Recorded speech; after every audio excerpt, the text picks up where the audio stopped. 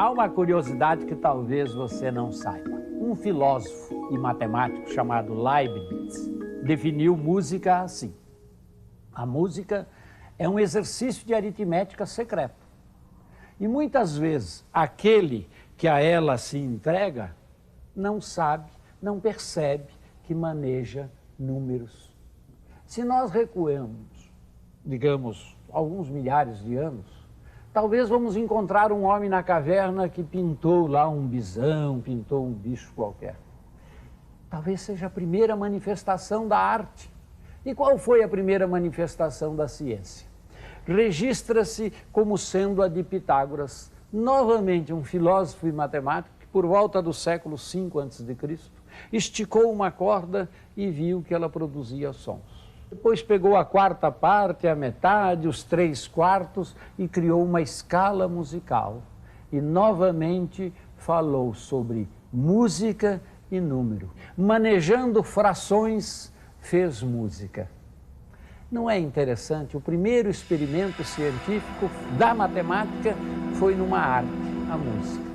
Música e matemática, arte e matemática são expressões da beleza que o homem persegue e segue construindo.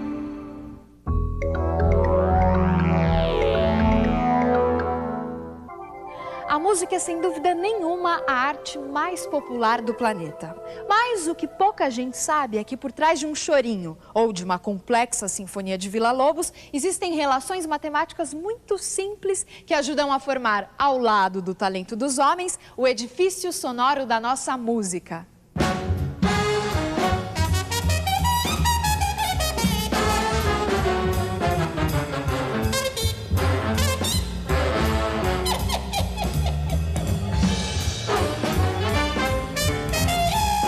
Well, music is math because you're counting all the time, right? 1, 2, 3, 4, 2, 2, 3, 4, or 1, 2, 3, 2, 2, 3, or 1, 2, 3, 4, 5, 1, 2, 3, 4, 5, 1, 2, 3, 4, 5. The notes of the scale, each harmony is a frequency, which is mathematics. When they all come together, it's many frequencies. The overtone series, you know, each note has many notes above it, all mathematical formulas.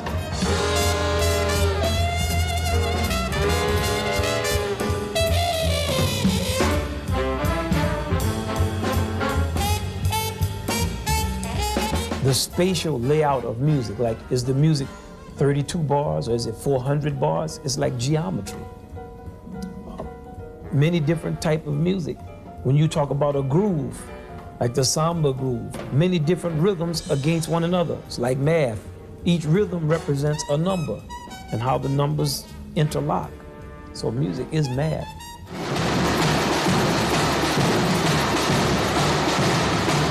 A diferença da bateria para a batucada são padrões. E conforme a execução desses padrões, você muda todo o conteúdo da bateria.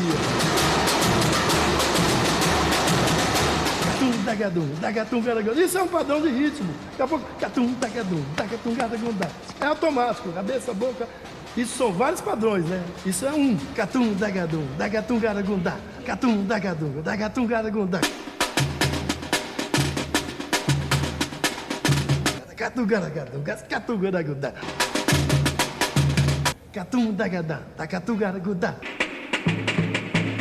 Batucada é infinita. Batucada você bate na porta, bate na barriga, bate na mão, bate no pé.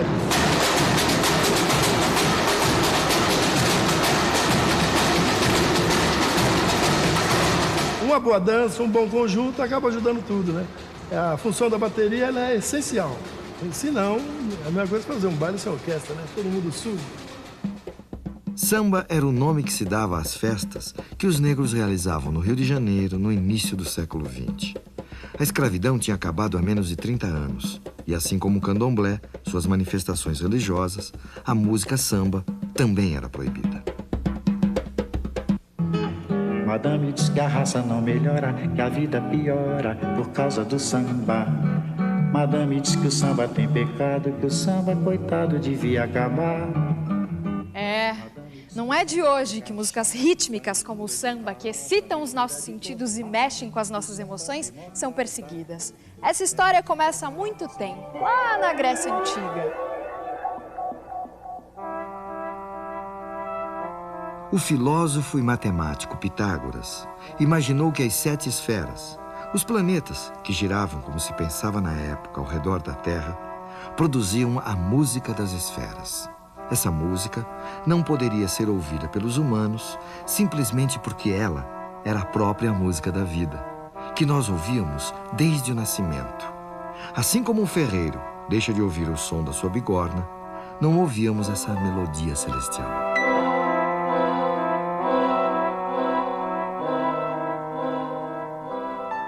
Um outro filósofo grego, Platão, tomou 2 séculos depois a música das esferas como modelo ideal do cosmos e também da vida em sociedade.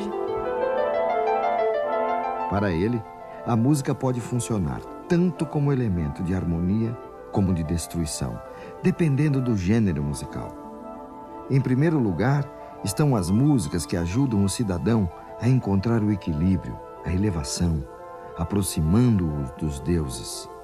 É a música produzida pela lira, pela cítara. Todas as outras levam os homens à decadência, à degeneração e os aproximam dos animais. São as músicas rítmicas, enfim, todas as músicas populares.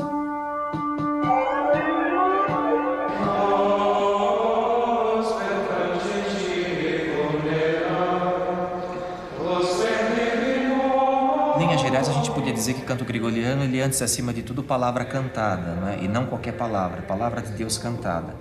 Todos os textos que o canto gregoriano usa são, via de regra, extraídos ou diretamente ou inspirados nas Sagradas Escrituras, né? Tanto no Antigo quanto no Novo Testamento.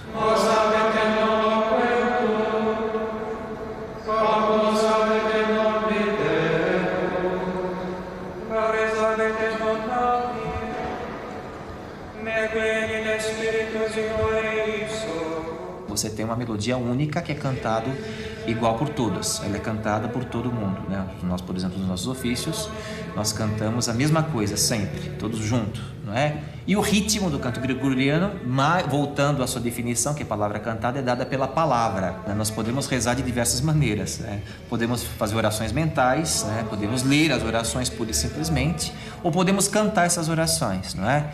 Então, nós vemos no canto uma forma mais perfeita, por assim dizer, de orar. O canto gregoriano se esforçava em deixar de fora toda e qualquer possibilidade de ruído ou combinação desagradável aos ouvidos, buscando assim uma suprema harmonia que, pouco a pouco, as vozes dos monges encontravam através do uníssono.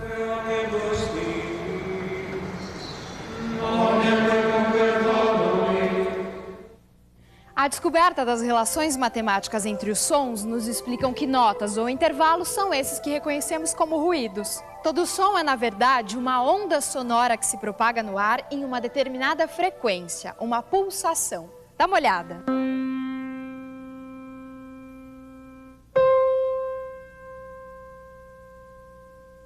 O som produzido pelos nossos passos são uma frequência. 3 passos por segundo. 4 passos por segundo, 5 passos por segundo e assim por diante. Se pudéssemos ouvir 440 passos em 1 segundo, teríamos este som. Esta é a nota Lá. Essa frequência é de 440 Hz, que significa 440 pulsos em 1 segundo. Todas as outras notas musicais são também frequências.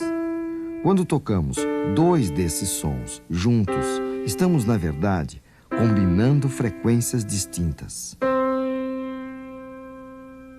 Neste caso, temos 2 notas Dó, uma mais grave e outra mais aguda.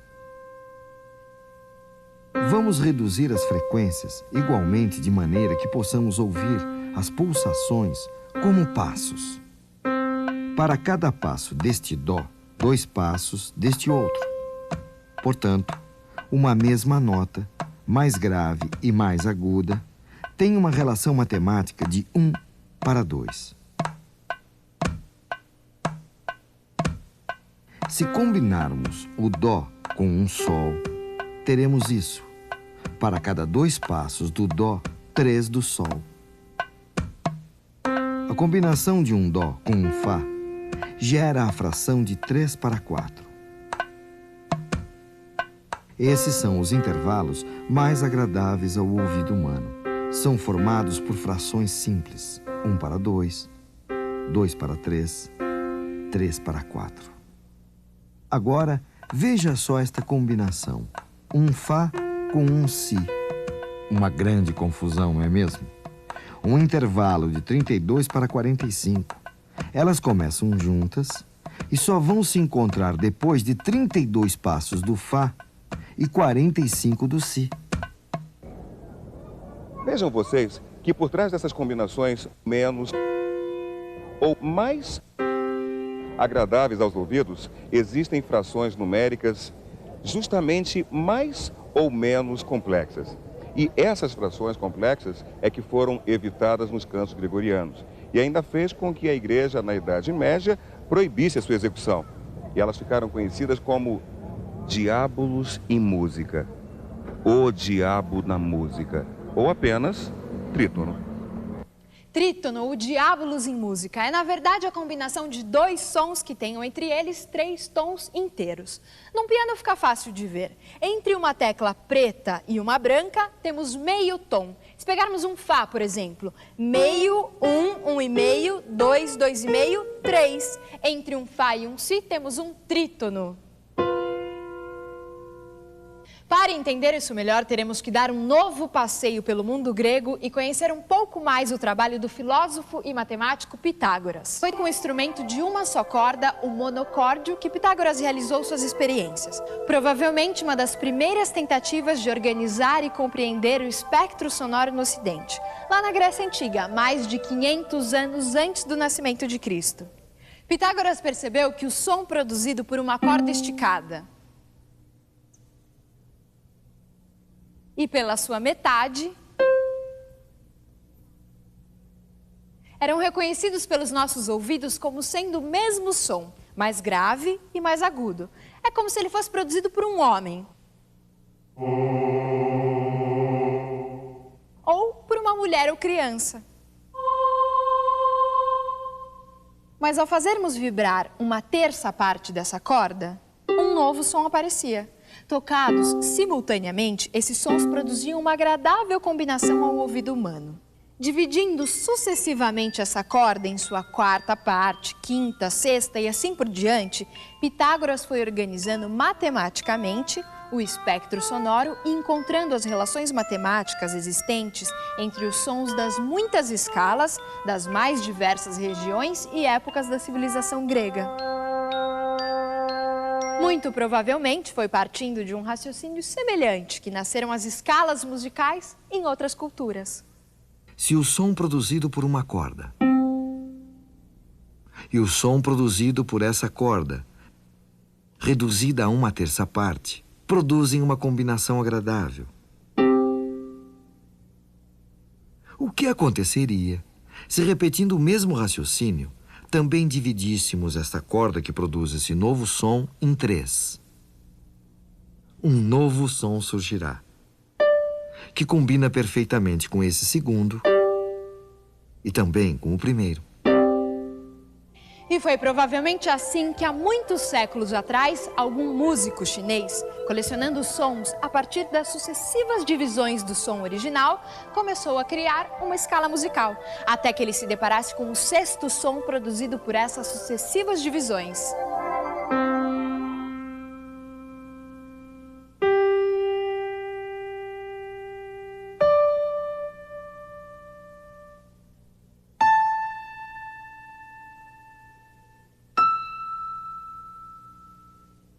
Pela primeira vez, nessa experiência, um som não combinava com o som original. Por sinal, eles até se pareciam excessivamente. O que fez com que o nosso chinês imaginário desse por concluído o trabalho e criasse uma escala com apenas os 5 primeiros sons. Uma escala pentatônica. Nessa escala, todos os sons combinam entre si. Para experimentar isso, qualquer um de nós pode se sentar à frente de um piano e tocar somente as teclas pretas, que formam uma dessas escalas pentatônicas.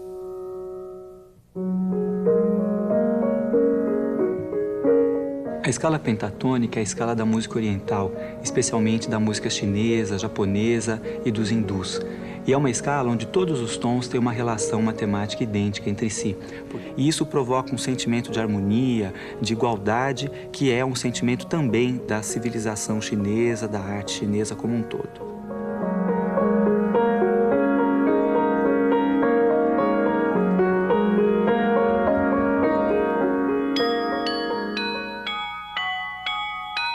Aquele sexto som encontrado pelo nosso chinês também traz uma relação matemática complexa com o som original, de 15 por 16.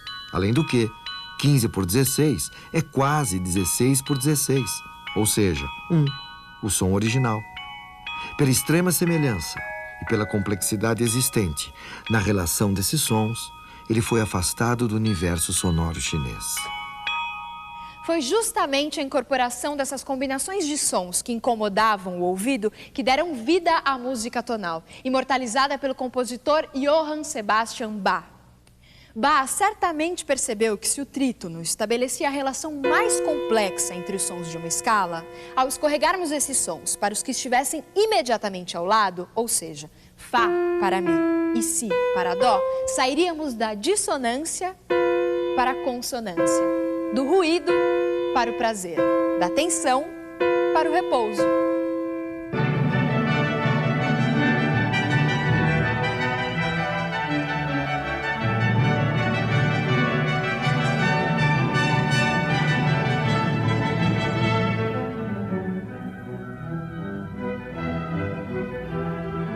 Bach, na prática, procurou unificar todos os conhecimentos que ele obteve a partir dos compositores franceses, italianos e dos alemães, gerando uma espécie de sistema lógico de composição.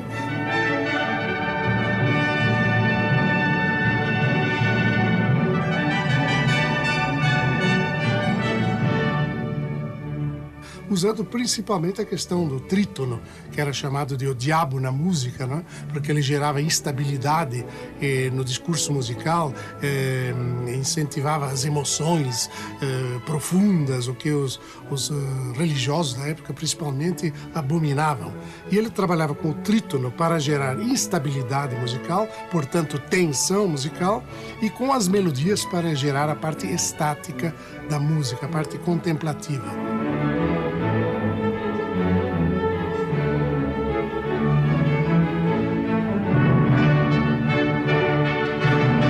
Ele conseguiu realizar o sonho de todos os compositores de todos os tempos, encaminhar a música para uma organicidade tal que em nosso tempo Villa-Lobos viria a dizer que ele não havia apenas produzido a melhor música de um país ou de um tempo, mas ele havia descoberto os segredos da linguagem universal, cósmica da música.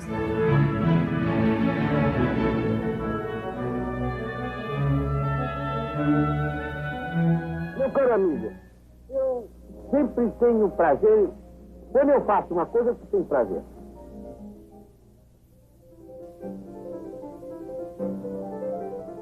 O fascínio de Villa-Lobos, pela obra de Bach, nasceu quando o ainda menino estudante de violoncelo foi apresentado às músicas do Cravo Bem Temperado. Anos mais tarde, Villa compõe as suas Bachianas Brasileiras, que teve a obra de Bach ao mesmo tempo como fonte de inspiração e alvo de homenagem.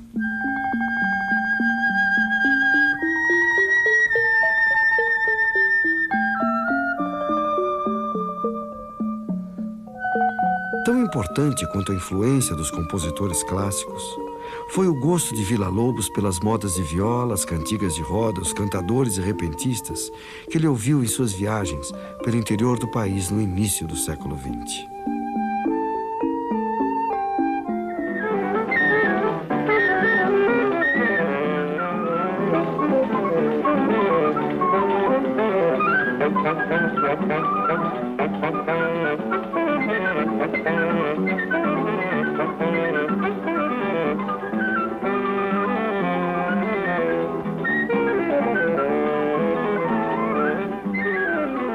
Villa-Lobos se inspirou também na música praticada nas ruas e praças do Rio de Janeiro, compostas e executadas pelos chorões, músicos populares que tocavam nos bares ou em festas da cidade. Tal interesse o levou a estudar violão escondido de seus pais, que não aprovavam sua aproximação com os autores daquele gênero, considerado marginal.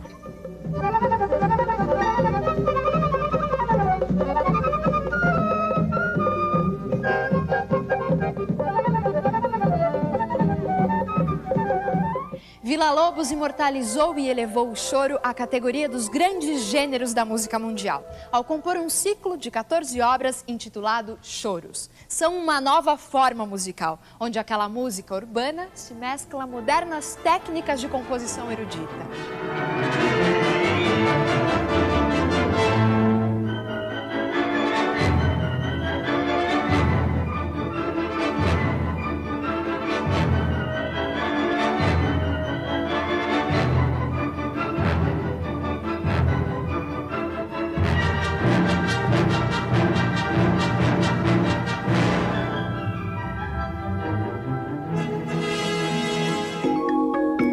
Não sei se você sabia, para Pitágoras, a beleza está associada à simplicidade da representação matemática. Por exemplo, o cubo era para Pitágoras a expressão a 3 dimensões mais bonita que ele podia conceber. Já no plano, o círculo e a sua harmonia era o que havia de mais belo. Ele gostou tanto dessa sua ideia que chegou a dizer: tudo é número. Isto é, ele queria dizer que todas as relações possíveis podiam ser expressas por uma relação matemática. E quanto mais simples fosse essa relação, mais bela seria esta expressão. Realmente, se nós olharmos bem as relações em diversas ciências, elas são tão mais belas quando a expressão matemática que as exprime é simples, singela, objetiva, fácil de entender. Não sei se ele tinha razão em dizer tudo é número, mas uma coisa nós não temos dúvida. Em se tratando da música, quando fala da harmonia, da beleza, ele andou bem perto.